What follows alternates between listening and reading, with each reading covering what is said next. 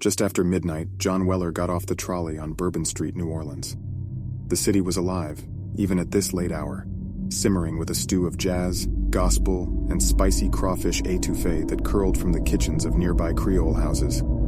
John was a photographer, a chaser of light and shadow, and he'd heard about the haunted city from a grizzled Cajun bartender in a dive off the Gulf Coast.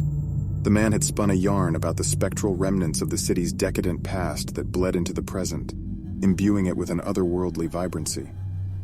Intrigued, John had packed up his camera and made his way to the city.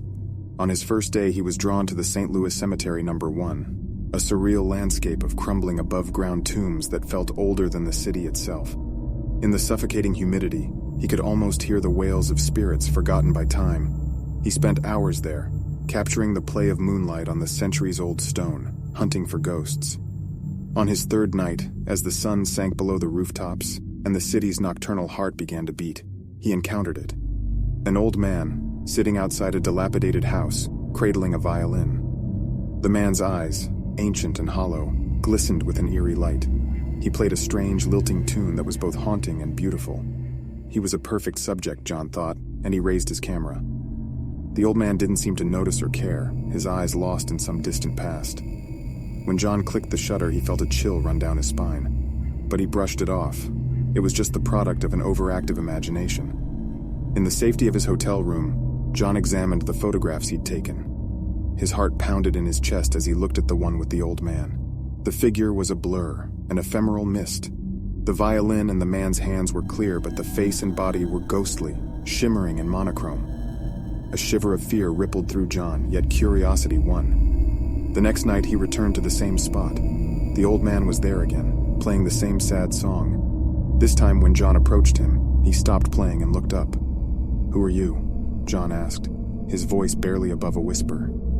The old man's hollow gaze bore into John. "I'm Leon," he said, his voice as raspy as wind through a reed. "Who are you?" "I'm John, a photographer," John answered, raising his camera. "I took a picture of you yesterday." The old man laughed, a hollow, dry sound. "That's impossible, son," he said, turning his gaze back to the violin. "I've been dead for more than 100 years. John felt a cold chill creep down his spine. He ran, leaving Leon and his music behind. Back in his room, he frantically pulled up the photograph again. Now, not only was the man blurred, but his eyes had also changed. They were staring directly at John, and they looked hungry, as if they were consuming him. From that night, John's life took a terrifying turn. He'd wake up in the middle of the night to find Leon at the foot of his bed, playing that haunting tune on his violin. Each time John tried to capture him on camera, he'd become more solid, more real, and every time those hungry eyes seemed to eat away a little more of his sanity. Desperate, John returned to the bartender who'd first told him about the haunted city. The old man listened quietly as John recounted his experiences.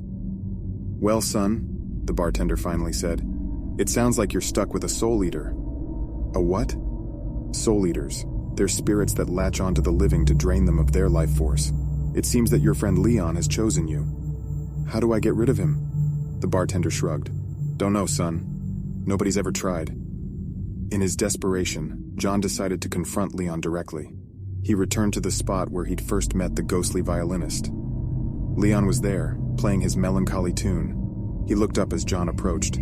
"Stop haunting me, Leon," John pleaded. "Let me go." Leon chuckled, his empty eyes boring into John. "I can't do that, son. You've given me life again." But as John retreated, something sparked in his mind. He had given life to Leon through his camera, so maybe the camera could also take it away. Rushing back to his hotel room, he took out all the photos he'd taken of Leon, and one by one, he started burning them. As each photo turned to ashes, John could feel a sense of lightness returning. The grip on his soul was loosening. When he reached the last photo, he hesitated. It was the first one he'd taken, the one where Leon's body was nothing more than a blur, his eyes full of an eerie light. As the flames licked at the edges, John felt an agonizing pain in his chest. He collapsed on the floor, clutching the photo, watching it burn, the flames consuming Leon's image. As the last of it turned to ashes, John felt the pain recede. He was alone in his room, alone and alive.